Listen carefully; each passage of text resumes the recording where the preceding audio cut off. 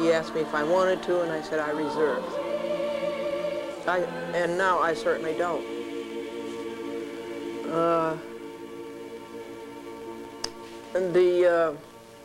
The congestion in the head acted up rather seriously then, and I had to leave the bench, and I had to go, turn my back, and I had to cough up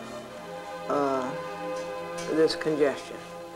And in addition to that, there was this severe headache, and that's very bad because it's a pulsation and a throbbing of blood through those vessels, and with increased pressure, one of those vessels could break, and what is that? That is a stroke. So the attorney, the United States attorney, said that there was the matter that Glendora shouldn't go into should stay away from all United States courthouses, district courthouses. And Judge Robert Levy says, well, Glendora has business in the courts. She has to go into the United States district courthouse. And I added that Rule 77 of the Federal Rules of Civil Procedure said that the courthouses, the United States District Court, had to be open at all times to conduct the business of the public.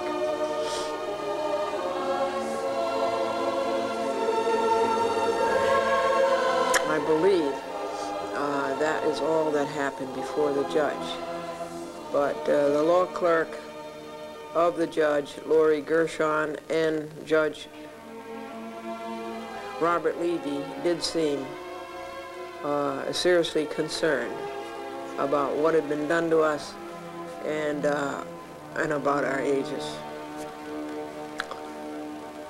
So then the goons, that would be Jill Doe, she told me her name, but they had taken away my pad and my pen, and there was no need of that. They had stolen those from me. They had stolen 20 bucks from me. They had stolen my key from me.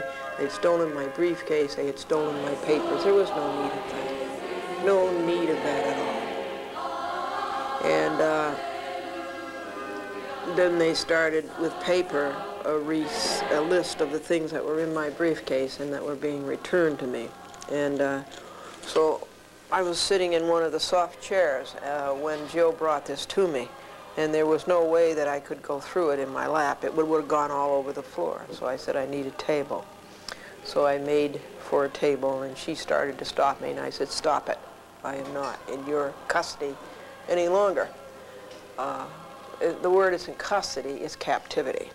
Here is Franklyn, 78 years old. He offered his life for his country, and he went all the way from Normandy Beach on D-Day, all the way across France and Belgium and into Germany as far as Weimar.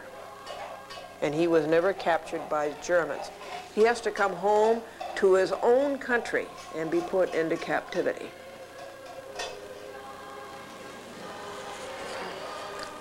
So I told her I was not under her captivity any longer, and I went over to the table, and in a civilized way, I opened up the briefcase, I looked at the papers, I looked at the list, I went through each item, and I checked them off, and I signed it. And then there was another page of things. So I signed that. They want receipts, but when you go into the courthouse and they take your recorder, they don't give you a receipt. Is there something wrong here with the United States Marshal Service and with the Pinkertons and with the Fraudulent Bureau of Investigation, the FBI? Is there something wrong here? And so my briefcase was open, and Grossman, the lawyer who'd been appointed and upon whom I reserved my decision to consent, he was reading a paper from Lisa Margaret Smith. It was a report and recommendation, and he was reading it. But now my civil rights and my privacy had been invaded enough that day, had been violated enough that day, so I just took the paper and turned it over on its back. And he said, I'm sorry.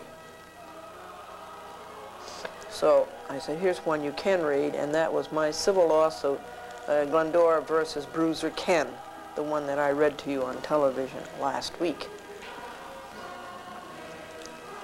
And so those matters were taken care of, and the three goons gathered themselves together. That would be Kwiatkowski, and Jill Doe and Peter Grupe, G-R-U-P-E or P-A. And Jean Ann came and said that they were going to send us back by car service to Uniondale so that we wouldn't have to ride with those 3 goons. And that was wonderful. And I don't know whether how that came about or who arranged it, whether the judge had something to say about it, but we were going back in a private car service to Uniondale, where we had left our 1980 Lincoln that o'clock. It was a good thing I got you a nice shot of the Uniondale courthouse, because I thought I was going in there to be helped by the FBI. Instead, I went in there to be ambushed by these double-crossers.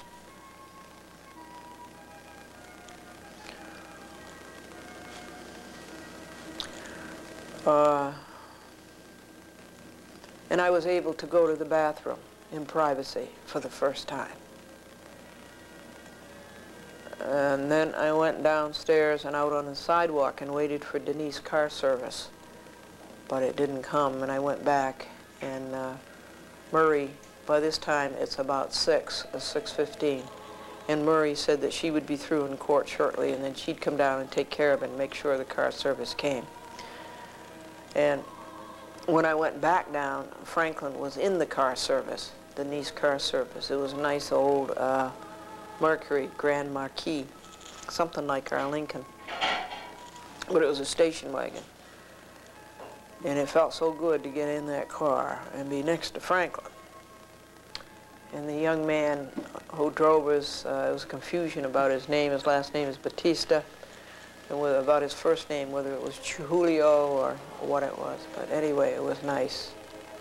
And we had to talk about how to get back to Uniondale, because he's not familiar with Long Island.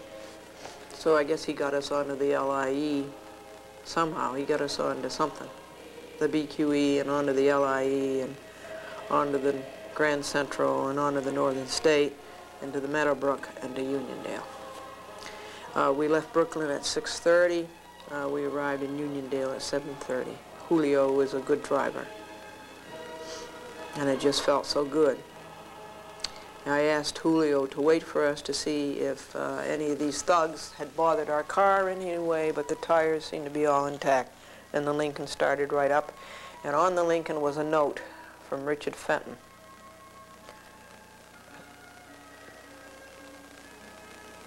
And he said, "I live 5 minutes away from here. Call me, please."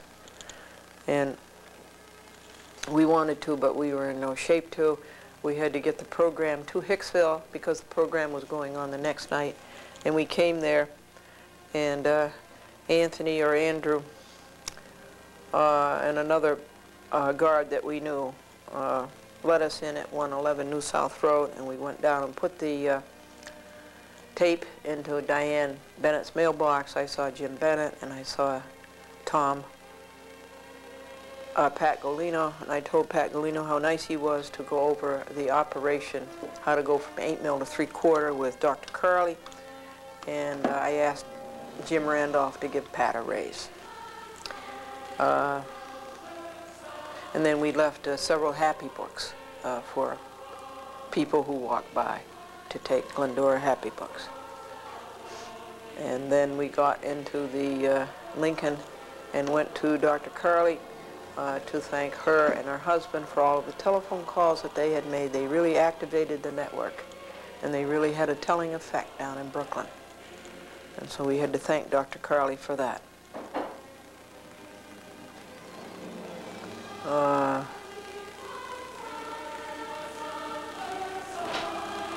Maybe by 9:30 we were on the Northern State, and maybe by 10:30 we were in White Plains. And we took care of the cats, poor cats, who had been abandoned all this time by this captivity here in the United States of America. I am so sad for our country that this was done under its name. And I think 11:20, I went to bed and to sleep. But by 12:20, I was awake, thinking of all of the terrible things that had happened under the flag of the United States. And so I got up and I wrote my counterclaim. And it's 50 pages long. And I will have to read that to you. One more thing, one insert.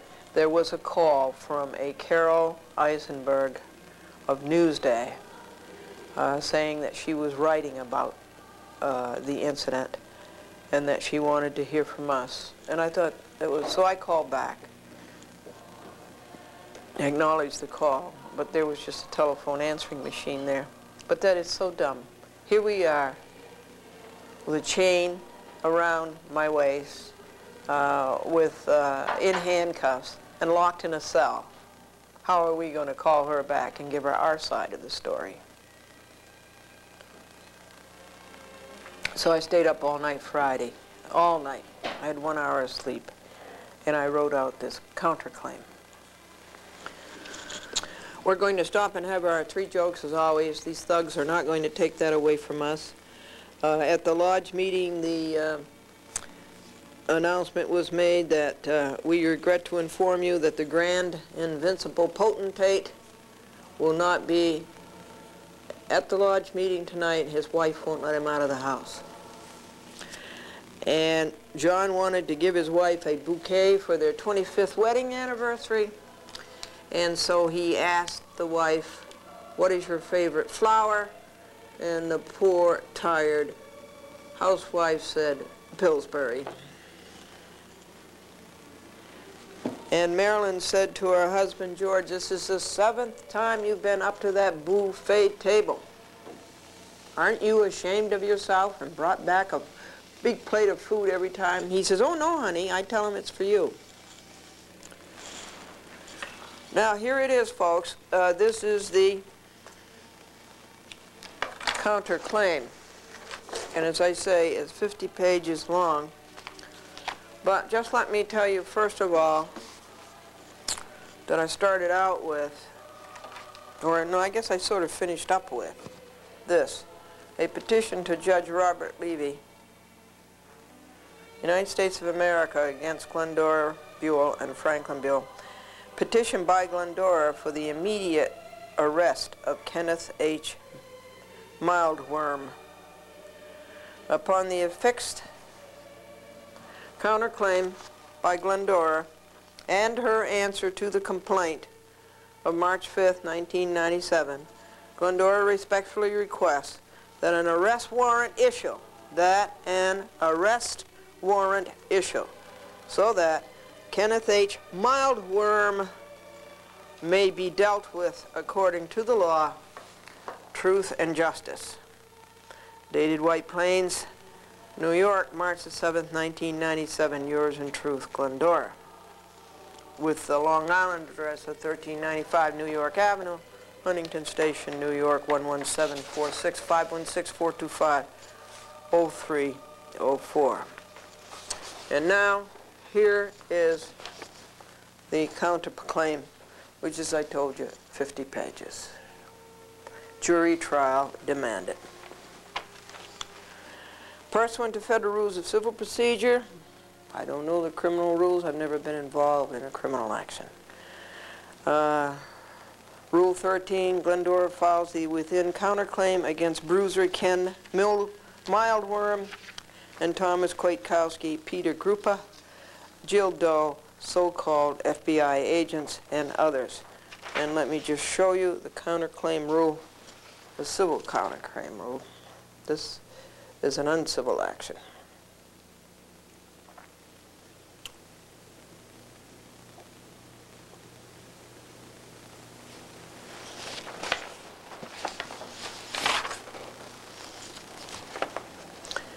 Kenneth Mildworm lied. He perjured himself. This counterclaim is filed by Glendora in behalf of herself and of her husband, Franklyn. There is no declaration anywhere made known to Glendora by Kenneth Mildworm under penalty of perjury. Nowhere does Glendora have a record that Kenneth Mildworm is telling the truth, the whole truth, and nothing but the truth, so help him God. or otherwise. Glendora and Franklyn were never served with a copy of the complaint. Glendora's rights and Franklyn's rights to due process were heinously violated. Glendora and Franklyn were ambushed. Tom Kwiatkowski deceived us, lied to us, committed fraud and misrepresentation. As an employee of the United States of America, he betrayed our country. We joyously thought the FBI was going to help us prosecute Bruiser, Kenneth, Mildworm for his criminal, needless, demented assault of this 68-year-old woman and 78-year-old man because we wanted a receipt. He misrepresented himself on this all the way, as evidenced on audio tape 864-1. He enticed us willfully, knowingly, maliciously of the dearest American treasure we have, justice. This is Kwiatkowski. He missed the 2 p.m. appointment of March the 5th, 1997, Wednesday, with a lie of profusely apologize. What can you do? At the mercy of these lawyers. I had to go to court to Brooklyn suddenly, all on audio tape 864-1. And canceling our appointment for Wednesday, what was he doing? Behind our back and traitorously, he was getting a warrant for our arrest without our having been heard. Thomas Kwiatkowski acted in bad faith. He's a disgrace to the United States of America, and he should be discharged. Glendora said, what about the 1st Precinct? They are going to help us. Said Kwiatkowski, we've taken over. It happened on federal property. Bad faith, misrepresentation. In short, Thomas Kwiatkowski is a sleaze and is not fit to represent the United States of America. And if that's so, why, when we called the FBI in Manhattan on Thursday, the 20th, and we called the FBI in Melville, why did both of them say, oh, we don't take care of that, we have nothing to do with that? But now when we have this machination going with Mildworm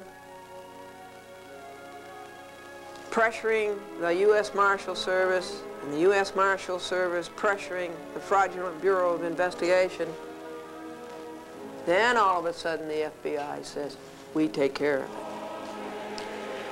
I have a witness I want with us, quote unquote, while we tell you about the incident, said Glendora to Kwiatkowski. No witnesses, said Kwiatkowski. Well, I want some record. I want to record it. Kwiatkowski, you can record it. What happened to that, folks? We get there expecting the help of the big and wonderful FBI. Hurried into a back door underground and thrust in front of a phalanx of menacing, dehumanized thugs. We are told we are under arrest. It is March the 6th, 1997, Thursday at 10:03 a.m. Anno Domini, the year of our Lord, at the United States Brute House, 2 Uniondale Avenue, Uniondale, New York. We are not given any charges. We have done nothing wrong. We have broken no laws. We are innocent and injured.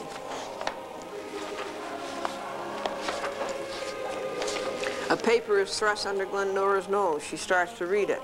The United States of America versus Glendora and Franklyn Buell. Glendora said, you have it backwards. Deceiver Kwiatkowski says, no, you're the one. Glendora tries to read the paper and it is snatched from her by a person she finds out later to be Peter Grupa. Quote, you are under the custody of the FBI, unquote. No, this is not custody, this is captivity. This is captivity of a United States citizen who has done no wrong and who has been ambushed by a liar. Glendora's husband is taken away from her. Counterclaim. What God has joined together, let no man put asunder. 42 years ago, Franklyn and Glendora were married on Christmas Day in Wellesley Hills, Massachusetts. Counterclaim. Glendora has not read what she is charged with. She is not given a complaint. She is given any paper long enough to read before it is snatched from her by Neanderthal Peter Grupa. And He snatched it from her 4 times between 10 a.m. and 12 p.m. Well, this is page 5, and this is point 18, counterclaim. Glendora is denied due process. Glendora's rights under the 5th Amendment to the Constitution of the United States, defiled by these hoods, are violated. Counterclaim. Glendora's right to equal protection of the law is violated. 14th Amendment to the Constitution of the United States. The innocent and injured are arrested. The bruiser, the assaulter, the criminal is not. Glendora and Franklyn asked the 1st Precinct to arrest Bruiser Ken Mildworm. Mildworm, his name is spelled M-I-L-D-W-O-R-M, Kenneth H. Gets protection of the law. Glendora and Franklyn do not. Glendora's Miranda rights are read to her by abrasive Peter Grupa. He sneers, he insults, he verbally abuses. Counterclaim. Glendora does not waive her rights. Counterclaim. And then when she exercises her right to remain silent, she is threatened and cajoled and intimidated. When we get to Brooklyn, we'll tell the judge, and he won't release you this afternoon. Is that true, Judge?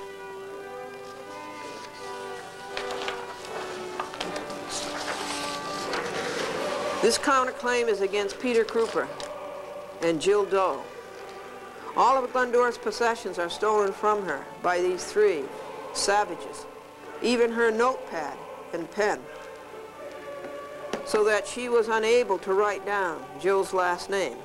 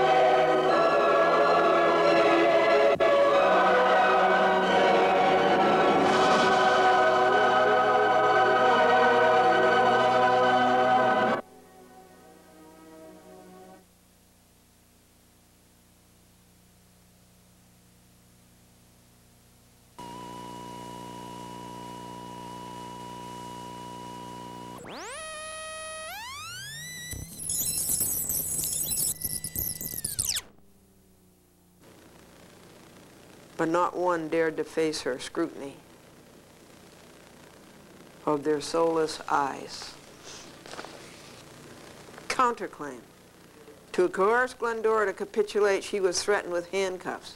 What reason was it to handcuff a 68-year-old female? Counterclaim.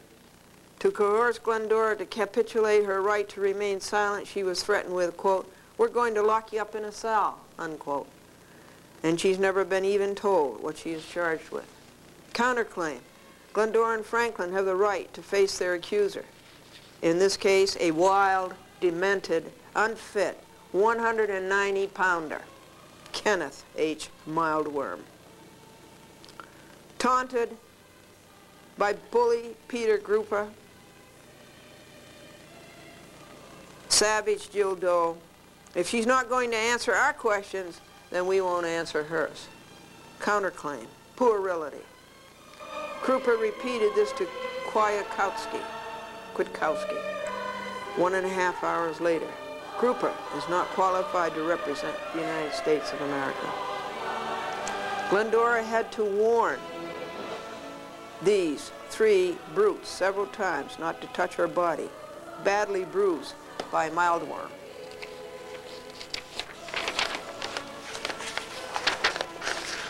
Glendora never physically resisted the abuse she was insanely subjected to by these 3 thugs, nor by Bruiser Ken Mildwood. There was no call to touch Glendora's body. Counterclaim. There are still 3 bumps, 4 bumps, 4 fingers of Mildworm, and this is 3 weeks later. And these bumps are still sore, where he went way, way down into the soft tissue, to the bone.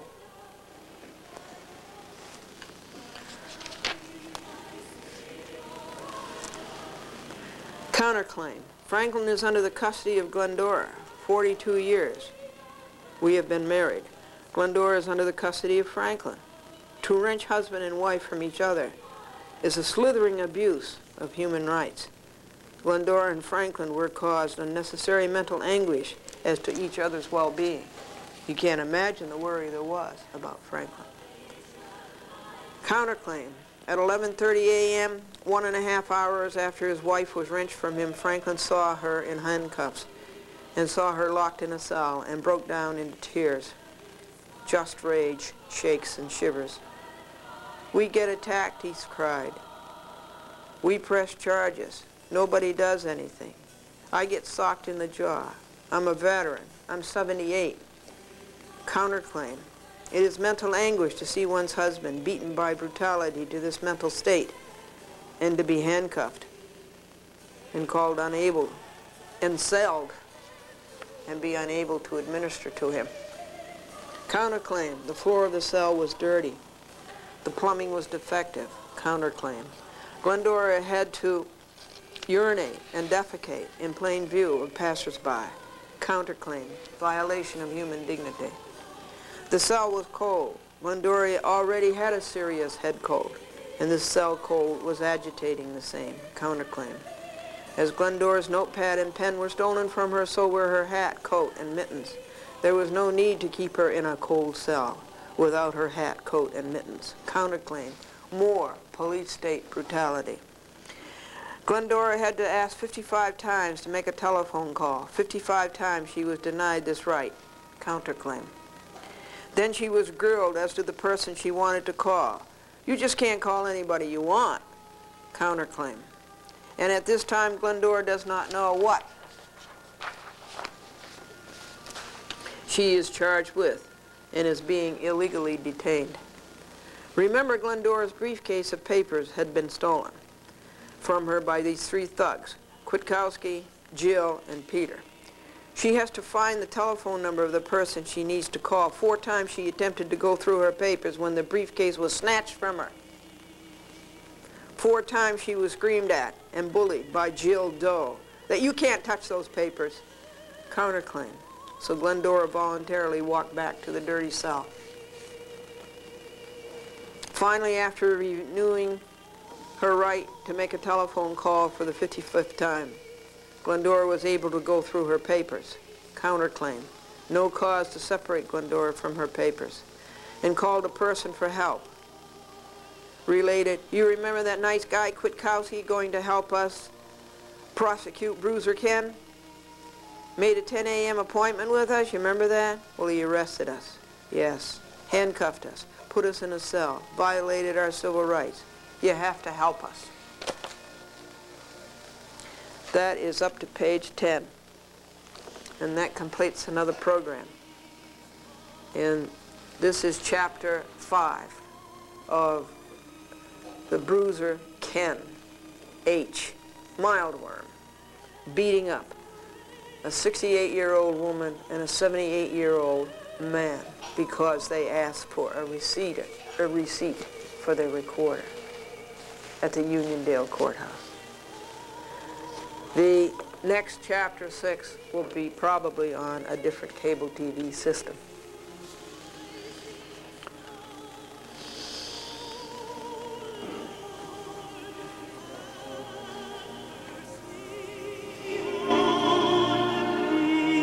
Franklyn, who was that on the telephone? Americans for Legal reform. And what did he tell us?